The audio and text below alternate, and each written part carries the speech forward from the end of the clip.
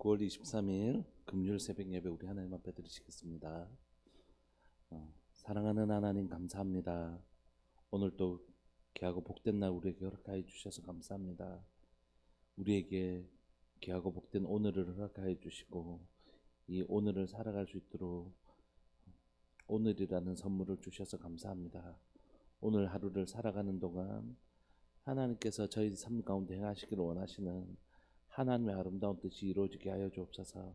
주의 백성들의 삶에 하나님의 뜻이 이루어지는 복된 하루 되게 해주시고 내 삶 가운데 이루시기를 원하시는 하나님의 뜻을 바라보며 그 하나님의 뜻이 무엇인지 분별하고 그 하나님의 뜻을 이루어드리는 또 하나님 순종의 통로가 되기를 소망합니다.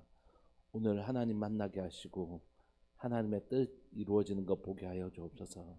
그런 복된 날 내 삶에 가장 가치 있는 그 하루가 될 수 있도록 은혜 내려 주옵소서. 사랑하는 예수님의 이름으로 감사하며 기도합니다. 아멘. 우리 찬송가 290장 찬양 드리시겠습니다.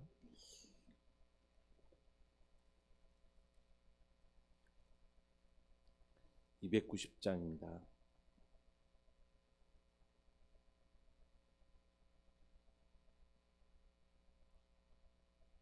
290장. 우리는 주님을 늘 배반하나 내 주 예수 여전히 날 부르사 그 참되신 사랑을 베푸시나니 내 영제여 주님을 곧 따르라. 주 널 위해 비네 주 널 위해 비네 주 널 위해 비네 항상 비시네. 주께서 풍성한 은혜를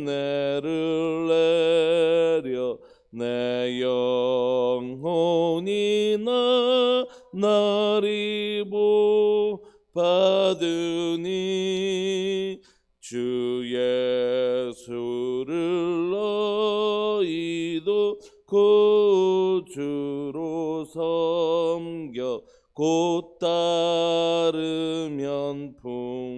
풍성한 복 받겠네. 주 널 위해 비네 주 널 위해 비네 주 널 위해 비네 항상 비시네. 무거운 짐 지고 애타는 인생 주 예수께 돌아와 곧 지어라. 내 주 예수 너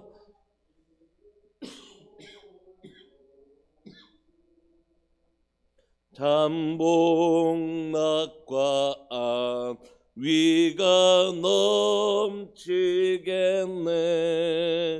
주 널 위해 비네 주 널 위해 비네 주 널 위해 비네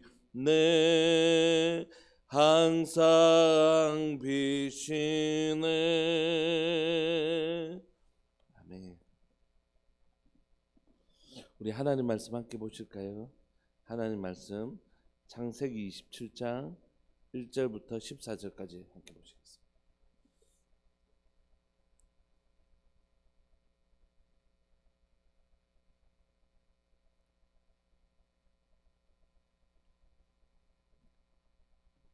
창세기 27장 1절부터 14절까지입니다. 한 목소리로 함께 읽으실까요? 시작. 이삭이 나이가 많아 눈이 어두워 잘 보지 못하더니 맏아들 에서를 불러 이르되 내 아들아 하매 그가 이르되 내가 여기 있나이다 하니 이삭이 이르되 내가 이제 늙어 어느 날 죽을는지 알지 못하니 그런즉 내 기구 곧 화살통과 활을 가지고 들어가서 나를 위하여 사냥하여 내가 즐기는 별미를 만들어 내게로 가져와서 먹게 하여 내가 죽기 전에 내 마음껏 내게 축복하게 하라.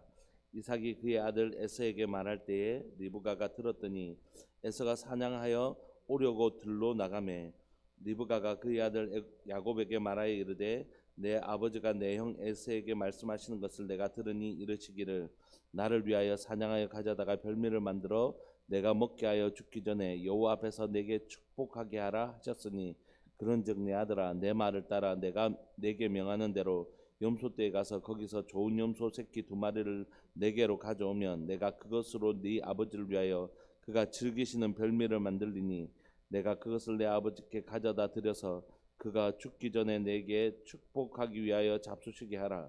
야곱이 그 어머니 리브가에게 이르되 내 형 에서는 털이 많은 사람이요 나는 매끈한 사람인즉 아버지께서 나를 만지실진데 내가 아버지의 눈에 속이는 자로 보일지라 복은 고사하고 저주를 받을까 하나이다. 어머니가 그에게 이르되 내 아들아 너의 저주는 내게로 돌리리니 내 말만 따르고 가서 가져오라. 그가 가서 끌어다가 어머니에게로 가져왔더니 그의 어머니가 그의 아버지가 즐기는 별미를 만들었더라. 아멘. 계속 치과 치료를 좀 받고 있어서 지금 발음이 좀 정확하지 않더라도 좀 양해해 주셨으면 좋겠습니다. 오늘 본문은 이제 26장과 27장 사이에 시간의 간격이 굉장히 있는 것 같습니다. 왜냐하면 이삭이 나이가 많았다 이렇게 오늘 기술하고 있습니다. 그런데 오늘 본문에 보면 이삭이 나이가 많아 눈이 앞이 잘 보이지 않는 육신의 눈이 잘 보이지 않는 상황이 되었습니다. 자신의 눈도 보이지 않고 이제 내가 오래 살지는 못하겠구나 이런 것을 직감한 모양입니다. 그래서 아버지가 가지고 있는 그 축복권을 가지고 그 아들 장자에게 장자권을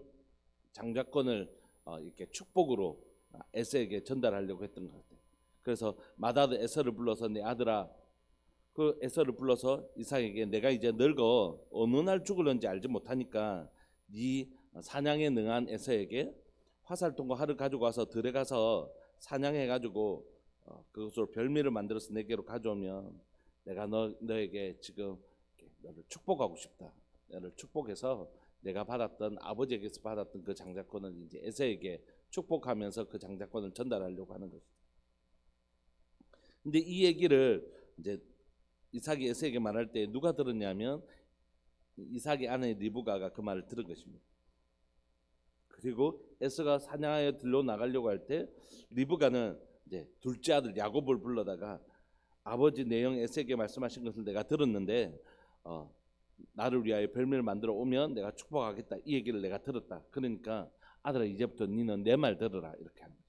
그래서 염소떼 가서 좋은 염소 새끼 2마리를 가져오면 내가 그것으로 아버지가 좋아하시는 그 별미를 만들어 줄 테니까 네가 그거 아버지에게 가져가서 아버지가 죽기 전에 에서가 아닌 너에게 축복하시도록 그렇게 해라 그렇게 얘기하는 거죠. 야곱이 그 얘기를 들으면서 어머니 저는 형하고 완전히 목소리도 딴판이고 뭐 이렇게 금방 손을 잡아보면 형 에서는 털이 북실북실한 사람이고 나는 매끈한 사람이라서 아버지가 금방 아셔서 아버지를 속이는 나를 오히려 축복 대신에 저주할까 하는데 이게 가능하겠습니까? 이러니까 어머니가 이르되 내 아들아 너의 저주는 내게 돌리리니 니는 딴 말 하지 말고 내 말만 들어라. 그리고 가져온나 그렇게 해서 별미를 만들었더라. 그게 오늘 본문의 내용이죠.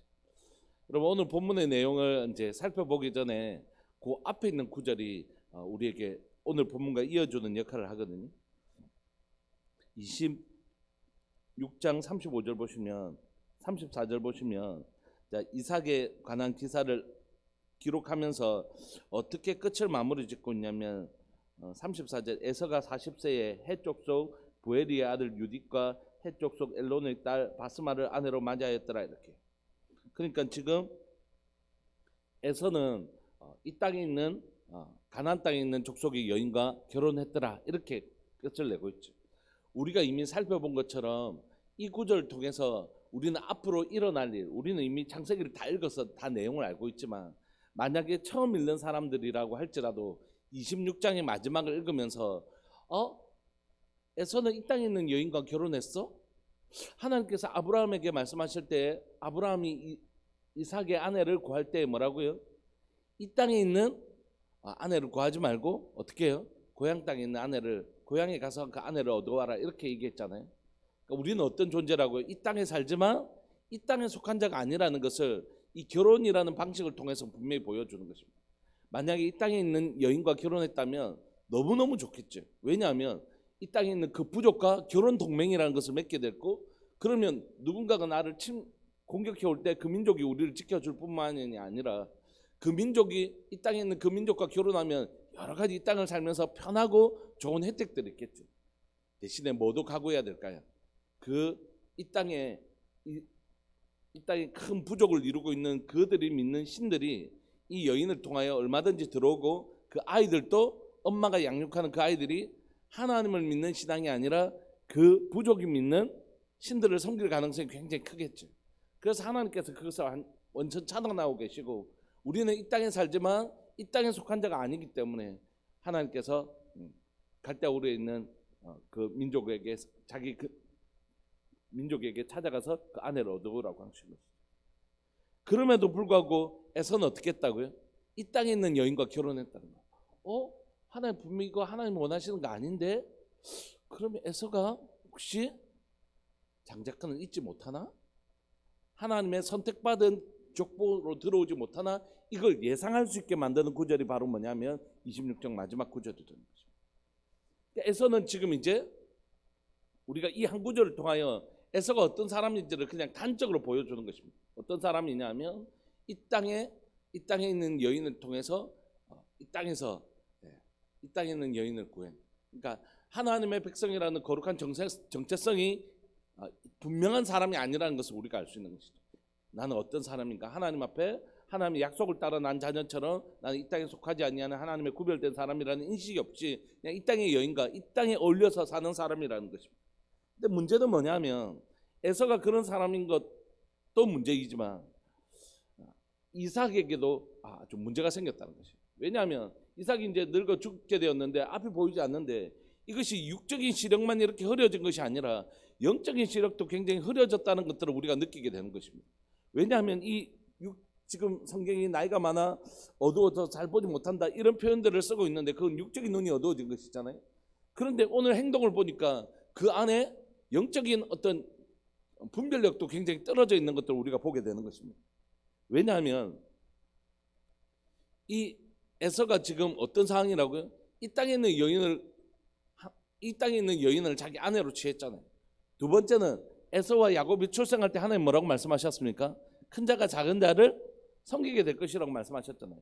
그러니까 지금 그것에 대하여 감각이 없는 것입니다. 하나님 그렇게 말씀하셨음에도 불구하고, 하나님께서 그렇게 말씀하셨음에도 그런 감각이 전혀 없고 하나님의 말씀을 기억하는 일이 없고, 두 번째는 에서가 지금 그렇게 세상의 아내를 얻었음에도 불구하고 그의 생각에는 에서가 장자라는 생각을 분명히 하고 있는 것입니다. 왜냐하면 육신으로 난자 중에서 에서가 먼저 난자이기 때문이죠. 그럼에도 불구하고 이삭이 가지고 있던 생각의 근원은 뭐냐면, 여러분 당시에는 아직 부족 사회였어요. 부족 사회. 헷 족속, 무슨 족속 이렇게 족속을 이루는. 근데 이제 혼자만 사는 것이 아니라 부족을 이루고 살고 부족 단위로 경제 행위를 하고 부족 단위로 전쟁을 치르더라도 부족이 우리를 지켜주고 이런 부족 사회였단 말이에요. 그런 사회에서 장자, 부족장, 족장들이잖아요. 아브라함, 이삭, 야곱은 다 족장들이거든요. 그러면 이 족장 사회에서 족장이 될 만한 가장 좋은 조건은 뭘까요? 그건 전쟁에 능한 자입니다. 전쟁에 능한 자가 부족장, 족장이 되는 것입니다. 그런데 이삭과 야곱 중에 에서와 야곱 중에 에서는 어떤 사람이었다고요?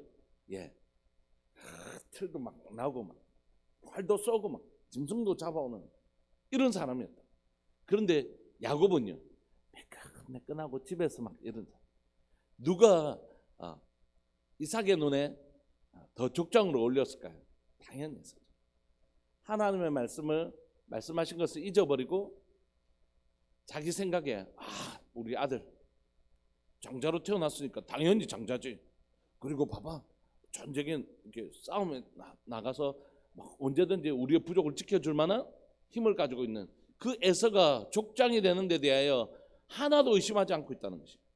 그러니까 지금 이삭의 모습은 하나님의 말씀을 잃어버린 채 자신의 생각에 당연히 첫 번째 태어난 에서가, 그리고 전쟁에 능한 들사람 에서가 장자가 되는 것에 대하여 하나도 이상하게 여기지 않고, 그래서 당연히 세상의 기준을 따라 첫 번째 난 아들, 그 다음에 전쟁에 능한 자, 이 에서를 자신의 아들로 그 장자로 삼는 것에 대하여 이삭이 하나도 이상하게 여기지 않았다는 것입니다. 그런데 안타까운 것은 이삭만 이런 것이 이랬을 뿐만이 아니라 리브가의 모습에도 그가 하나님의 말씀을 기억하고 이 일을 했다라고 보기에는 어려운 일들을 보는 것입니다. 어떤 경우에는 이 리브가가 하나님의 동생이 큰 자가 작은 자를 섬기겠다 했기 때문에 야곱을 했다, 이렇게 추측하시는 분이 계시는데 성경에는 그런 근거가 전혀 없습니다. 리브가가 지금 아들 야곱을 통하여 이 장자권을 이어가려고 하는 방식은 첫 번째 속이는 방식이잖아요. 아버지를 속이는 방식이 절대 하나님의 방식이 아니고, 그리고 우리가 이제 성경을 볼 때 6절부터 읽어보시면 어떤 단어를 가장 많이 쓰고 있는지를 살펴보면 성경이 강조하고 싶고 드러내고 싶은 주제가 드러납니다. 6절 한번부터 우리 천천히 읽어볼까요? 리브가 그의 아들 야곱에게 말합니다. 이르되 네 아버지가 내 영에 에서에게 말씀하신 것을 내가 들었다는 것이. 7절에 나를 위하여 사냥하여 가져다가 별매를 만들어 내가 먹게 하기 전에 축복하라 하셨으니 그런즉 내 아들아, 누구 말을 들으라고요? 내 아들아, 내 말을 들으라. 내가 내게 명하는 대로. 지금 하나님께서 옛날에 하나님께서 작은 자를 큰 자가 작은 자를 섬기게 하셨고 이런 말이었고, 내가 네 말하는 대로만 하면 된다. 책임은 내가 진다. 이게 리브가의 생각이에요. 그래서 염소 때 거기서 좋은 2마리 가져다가 네가 그래서 아버지께 들여서 축복을 받아랍니다. 아버지가 내가 속인 것 알고 저주하시면 어떡해? 걱정하지 마라. 책임은 내가 질게. 책임은 어떻게 자기가 진단 말이야. 그래서 결국 이를 아들을 시켜서 감행하게 합니다. 여러분, 그러니까 야곱도 지금 에서의 행동도 이삭과 에서가 묶여 있고 리브가와 야곱이 이렇게 묶여져 있지 않습니까?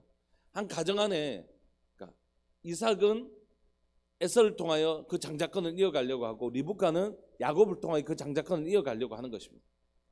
왜 이렇게 가정이 나누어졌을까요? 왜 이렇게 가정에 한 뜻이 되지 못하고 나누어졌을까요? 생각이 달라서 그런 것입니까? 그래서 서로 타협을 해봐야 되는 것입니까? 이삭과 리브가가 만나서 여보, 그래도 에서가 좋지 않겠어요? 아니, 그래도 야곱이 이렇게 해야 되는 건가요?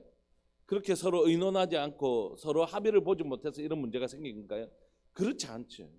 성경은 무슨 얘기하냐면 하나님의 뜻과 상관없이 이삭은 이삭의 소견에 오른 대로 행동하고 있고 리브가는 리브가의 소견에 오른 대로 행동하는 것입니다. 그러니까 에서의 생각, 이삭의 생각과 리브가의 생각이 나누어진 것이죠.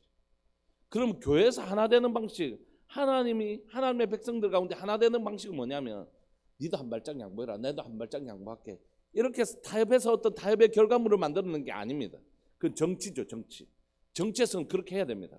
여러분, 진리가 아닌 문제는 그렇게 해야 됩니다. 여러분, 진리가 아닌 문제를 마치 진리인 것처럼 해서 한쪽이 진리인 것처럼 완전히 이렇게 따라오게 만들면 안 되고 한 발짝 양보하면서 가야 돼요. 이게 뭐냐면 진리가 아닌 문제에 대해서를 진리를 다루는 것처럼 다루시면 안 됩니다.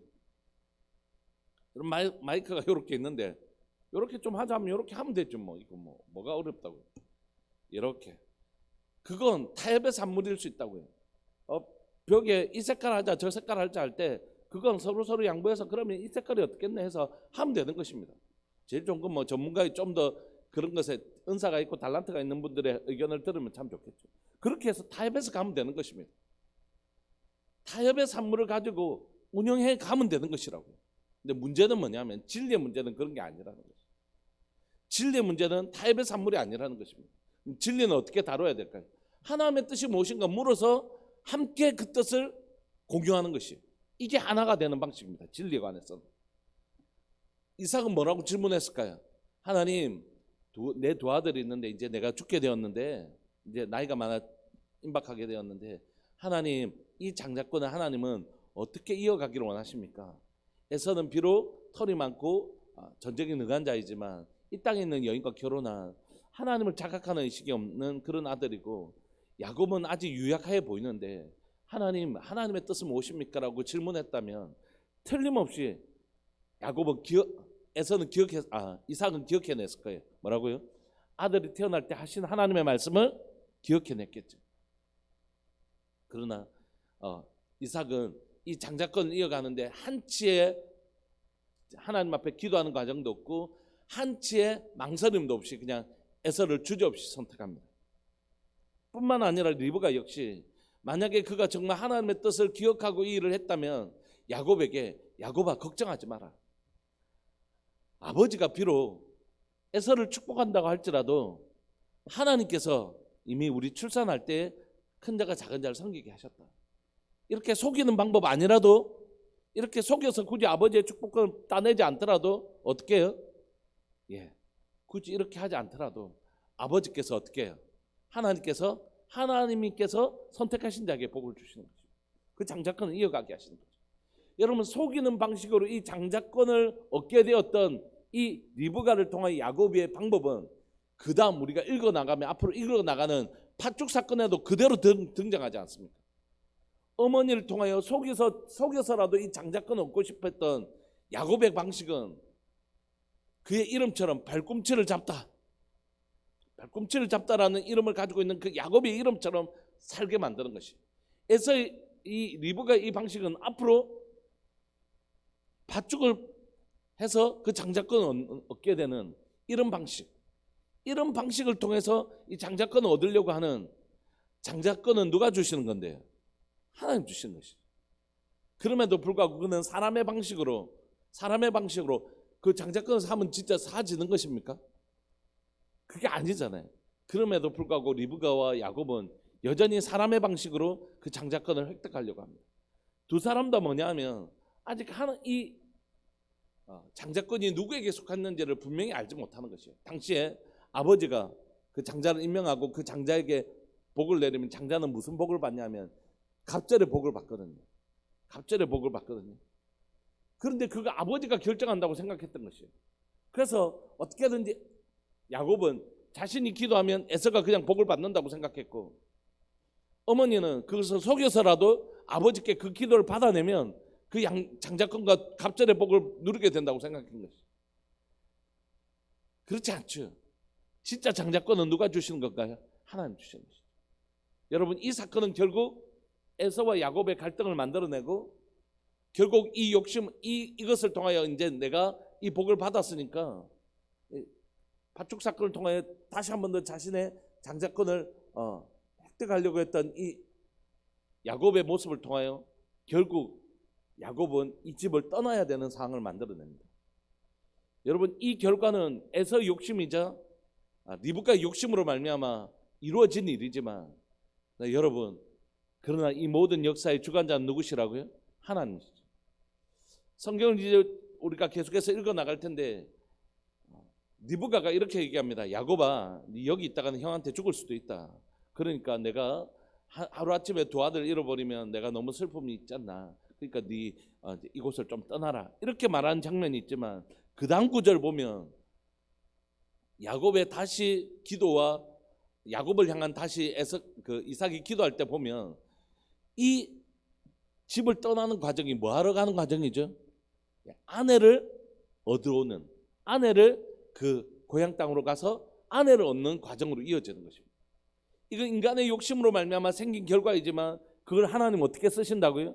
야곱이 이 땅의 아내를 취하는 것이 아니라 마치 아브라함이 이삭의 아내를 구하기 위하여 그 엘리에셀을 보냈던 것처럼 이제는 야곱의 아내를 구하기 위하여 야곱을 그 땅에 보내시는 사건으로 귀결되고 있고, 마침내 그곳에서 일어나는 일들을 통하여 12아들을 통하여 이스라엘의 12지파가 나오는 일을 하나님 진행하고 계시는 것입니다. 무슨 얘기를 하고 싶어 하냐면, 오늘 본문은 무슨 얘기하고 싶어 하냐면, 야곱의 어두운 눈, 리브가의 욕심, 둘 다 사실 어두워진 사람들이죠. 그럼에도 불구하고 하나님은 어떤 일을 행하신다고요? 하나님의 뜻을 이루어 가시는 것입니다. 하나님의 큰 물줄기는 그냥 하나님이 이끌어 가시는 것이에요. 때로는 그 일을 이삭이 눈이 어두워서 방해하는 것 같이 보이고, 이게 문제를 일으키는 것 같고, 리브가는 리브가의 욕심 때문에 이 문제를 막 흐트리는 것 같지만, 그러나 하나님은 하나님의 일을 행하시는 일에 실패하지 않았습니다. 문제는 하나님은 어떻게든지 하나님의 일을 하십니다. 다만 그 하나님 앞에 순복하는 자가 되는가, 또는 하나님 사역에 걸림돌이라고 하더라도 걸림돌이 되는 건 아니지만 하나님의 사역에 순종의 통로가 되는가, 아니면 하나님의 불순종의 걸림돌이 되는가, 이런 차이가 있을 뿐입니다. 하나님은 심지어 모든 것이 합력하여 선을 이루시는 분이십니다. 그것은 변함이 없는 것입니다. 오늘 이 시간 말씀을 마무리하면서 우리 마음에 이런 결정하셨으면 좋겠습니다. 여러분, 우리 삶들 가운데 여러 가지 일어나는 일들이 마치 그 일을 이루지 못하게 할 것처럼 막 두려워하거나 염려하거나 이럴 필요 없어요. 역사의 주관자는 누구시라고요? 하나님이요. 그 하나님에 대한 역사의 주관자가 하나님이라는 사실을 믿지 못하기 때문에 그 일어난 주변의 작은 일들 때문에 마음이 빼앗기는 것입니다. 여러분, 물이 흐르면서 물방울이 튈까요, 안 튈까요? 옆으로 튀죠. 이렇게 염려하는 것입니다. 물이 흐르다가 이렇게 튀어서 옆으로 땅으로 이렇게 튀다가 저 물이 다 말라버리겠네, 이렇게 걱정하는 사람은 아무도 없다고요. 물이 시내가 흐르면서 이렇게 물끼리 서로 부딪혀서 물방울이 이렇게 옆으로 튀기도 하고 땅으로 튀어서 저러다가는 저 시내에 있는 물이 땅으로 다 흡수되어 버리겠네, 이렇게 염려하는 사람은 없잖아요. 예, 물이 지나가면서 튀기도 합니다. 옆으로 튀기도 하고 새기도 하고. 그렇지만 그 흐르는 큰 물줄기는 바다로 이어지는 거죠. 하나님의 역사를 가로막지 못합니다. 물방울 튈 수 있죠. 그 하나님의 역사를 진행하는 일에 물방울이 튈 수 있죠. 그러나 그것 때문에 염려할 필요는 없습니다. 왜냐하면 하나님의 역사는, 하나님의 큰 역사의 물줄기는 그 무엇도, 어떤 돌이 있으면 돌을 넘어가실 것이고, 어떤 막음이 있으면 그것을 돌아서 가실 것이고, 결국 하나님의 뜻은 이루어진다는 것이죠. 그러니까 그걸 믿는 믿음 좀 가지고 있으면 좋을 것 같아요. 하나님은 하나님의 뜻을 하나님이 이루어 가신다. 좀 이 믿음 가지고 우리 삶들 가운데 물방울 튀는 일 때문에 이 물 다 저쪽으로 빠지면 어떻게 하지, 이렇게 너무 호들갑 안 뜨셨으면 좋겠습니다. 이런 호들갑 안 뜨셔도 돼요. 왜냐하면 하나님의 역사는 하나님이 이루어 가십니다. 우리 안에 일어나는 작은 문제들 때문에 내 마음이 너무 요동하고 있다면 우리 하나님이 어떠신 분이신가 다시 한번 더 기억했으면 좋겠습니다. 역사의 주관자는 우리 하나님입니다. 다만 두 번째, 그 하나님께서 하나님의 역사를 이루어갈 때 하나님의 역사를 이루어가세요. 그 역사에 대하여 막 두려워하거나 호들갑 뜰 필요 없어요. 신뢰합니다. 다만 하나님, 내가 하나님의 그 큰 역사를 이루어가실 때에 하나님, 내가 하나님의 뜻이 무엇인지 분별하게 하시고 그 하나님의 뜻을 이루어가는 좋은 통로 되게 해주십시오. 여러분, 연극을 보면 주인공도 있고 좋은 편도 있고 악역도 있고 이렇잖아요. 굳이 악역이 될 필요 없는 것이, 하나님 제 역사하는데 저 사람 방해하네, 그럼에도 불구하고 하나님의 역사는 이루어지지만 그 사람에도 불구하고 같은 사람이 될 필요는 없죠. 내가 하나님의 순종인 사람이 될 필요가 있는 거죠. 여러분, 여러분들 삶들 가운데 하나님의 뜻이 이루어지기를 소망합니다. 그리고 이루어지실 것입니다. 하늘에서 이룬 것 같이 땅에서도 이루어지다. 그게 우리의 믿음의 고백이잖아요. 그렇게 될 것입니다. 그때 여러분들이 하나님의 뜻이 무엇인지 분별하고 그 하나님 뜻이 어떤 방식으로 이루어지는지 하나님의 뜻을 잘 이해해서 여러분들이 하나님의 그 역사의 순종의 통로가 되기를 소망합니다. 나 같은 내가 이렇게 하나님의 뜻을 잘 분별하지 못해서 이렇게 막 하나님의 역사를 흐트러 놨음에도 불구하고 하나님의 뜻이 이루어졌다, 이렇게 얘기하는 사람 말고, 하나님은 수많은 하나님의 뜻을 방해하려고 하는 세상적 환경이나 악한 사람들에도 불구하고 하나님의 뜻은 이루어지지만 하나님은 내 같은 자를 사용하셔서 하나님의 뜻을 이루어진다.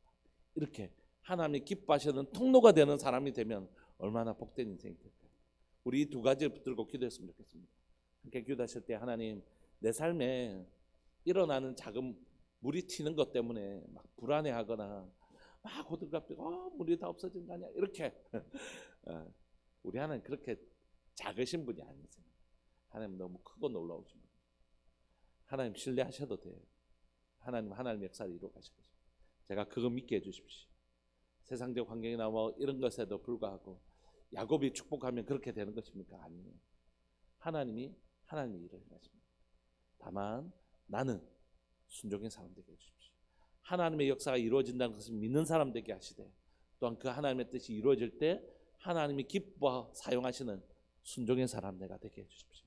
우리 그렇게 내 삶이, 오늘 내 삶이, 또 우리가 살아가는 우리의 삶이 그런 삶이 될 수 있도록 우리 하나님 앞에 기도하면서 나갔으면 좋겠습니다. 우리 주님의 이름 크게 부르시면서 우리가 살아가는 그 삶의 시간들이 그렇게 하나님 앞에 사용되어질 수 있도록 그렇게 기도하면서 나갑시다. 우리 주님의 이름을 크게 부르시면서 기도하시겠습니다. 주여, 살아계신 하나님 아버지 감사합니다. 오늘 또 하나님 이 새벽에 하나님 아브라함을 통하여, 이삭을 통하여, 야곱을 통하여 12아들 출산하게 하시고 또한 이스라엘의 민족을 이루어 가시는 하나님의 그 열심과 성실 가운데 하나님 오늘 이삭이 눈이 어두워져 있는 것을 보고 하나님 리브가는 욕심의 눈이 어두워져 있는 것을 우리가 보았습니다. 하나님 사랑하는 하나님 아버지, 그럼에도 불구하고 이삭은 자신의 소견에 옳은 대로, 리브가는 자신의 또 소견의 생각에 옳은 대로 내 말만 들으라고 말하는 하나님의 말씀이 이것이다 얘기하는 것이 아니라 내 말을 들으라, 내가 책임질게라는 그 하나님의 이삭과 리브가 욕심을 따라 행동하는 것을 통하여 결국 하나님의 선하신 목적들을 방해하는 통로가 되었지만, 방해하는 하나님 도구가 되었지만, 그럼에도 불구하고 하나님은 하나님의 뜻을 이루어 가시는 줄 믿고 고백합니다. 하나님의 그 크신 역사를 방해할 것은 아무도 없음을 고백합니다. 하나님은 반드시 하나님의 선하신 일들을 이루어 가십니다.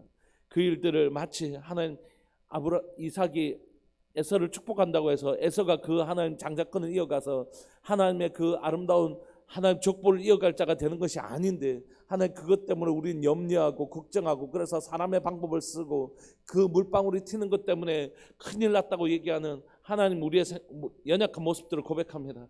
예 주님, 우리가 고백하는 것은 하나님 역사의 주관자는 하나님이십니다. 하나님이 하나님의 뜻을 이루어 가십니다. 하나님은 하나님의 그 크신 역사를 이루어 가시는 분이십니다. 하나님 때로는 하나님의 그 일 때문에 하나님의 환경이 그것을 막는 것처럼 보이고 하나님의 세상에 하나님의 어리석음들이 그것을 막는 것 같아 보이지만 하나님 그것을 뛰어넘어 가시고 때로는 둘러가셔서라도 하나님은 하나님의 뜻을 반드시 이루어 가시는 분이신 줄 믿고 고백합니다. 주님, 우리 안에 이런 하나님이 주시는 역사의 주관자이신 하나님을 믿는 믿음이 주는 하나님 안정감 있게 하여 주시고, 믿음의 눈으로 하나님의 역사를 바라볼 줄 아는, 하나님을 깊이 신뢰하는, 어떤 상황 속에서도 쉽게 믿음의 뿌리가 흔들리지 아니하는, 요동하지 아니하는, 호들갑 들지 않고 바람이 조금 분다고 해서 막 나무의 뿌리가 흔들리는 그런 믿음을 가진 사람들이 아니라 반드시 하나님은 하나님의 역사를 이루어 가시는 것을 믿는 믿음의 사람, 어떤 조그만 환경이 오더라도 그것 때문에 전혀 요동함이 없는 정말 하나님을 깊이 신뢰하는 믿음의 사람이 될 수 있도록 주님 우리를 붙들어 주시기를 간절히 바라고 소망합니다.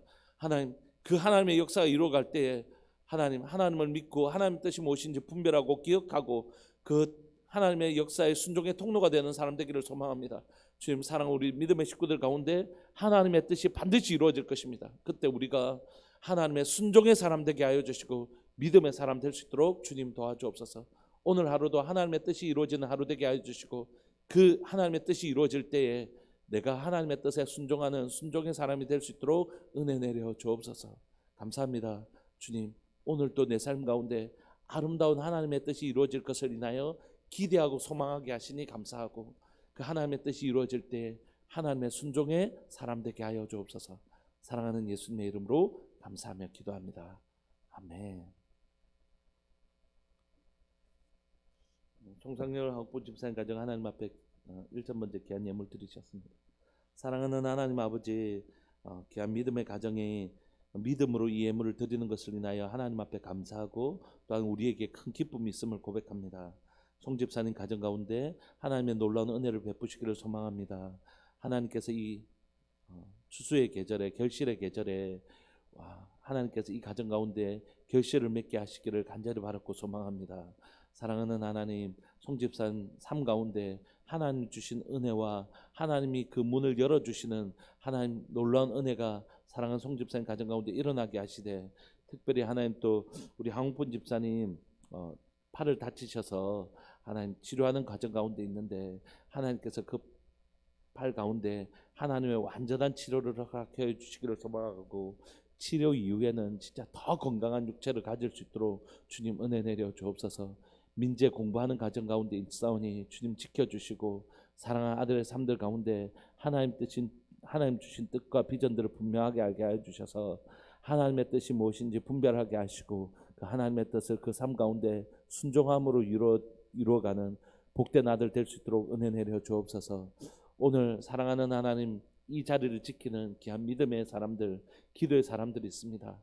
하나님 사랑하는 교회 가운데 기도의 사람들을 허락하여 주셔서 감사하고, 하나님 앞에 부르짖고 기도하는 사람들을, 하나님 귀한 기도의 동력자들을 허락해 주셔서 감사합니다. 하나님 사랑하는 우리들 교회 가운데 새벽 부흥이 일어나게 하여 주시고, 기도의 부흥이 일어나게 하여 주옵소서. 죽기에 고함 없는 것으로 내가 복을 얻지 못하네, 이렇게 찬양의 가사처럼 하나님 앞에 구할 때는 반드시 하나님께서 그 기도에 응답하시는 분이신 줄 믿고 고백하오니, 주여 기도의 부흥이 일어나는 교회 되게 하시고, 하나님 신앙의 부흥이 일어나는 교회 되게 하여 주옵소서. 헛된 것에 우리의 마음이 빼앗기지 않게 하여 주시고, 오직 하나님 한 분만을 향하여 우리의 마음이 확정되어지는 교회 될 수 있도록 은혜 내려 주옵소서. 오늘을 살아갈 모든 믿음의 식구들의 삶들 가운데 하나님, 오늘도 마침내 이루시는, 하늘에서 이룬 것 같이 땅에서 이루어지는 하나님의 뜻 이루어지게 하여 주셔서 자신의 삶에 이루어지는 하나님의 뜻을 발견하며 기뻐하는 주의 백성들 되게 하여 주시고, 그때마다 순종의 통로가 되는 복된 삶 살 수 있도록 은혜 내려 주옵소서. 감사합니다. 주님, 함께 기도할 수 있는 식구들이 있어서 감사합니다. 주님 영광 받아 주옵소서. 사랑하는 예수님의 이름으로 감사하며 기도합니다. 아멘. 우리 계속해서 기도하시면서 나가시겠습니다.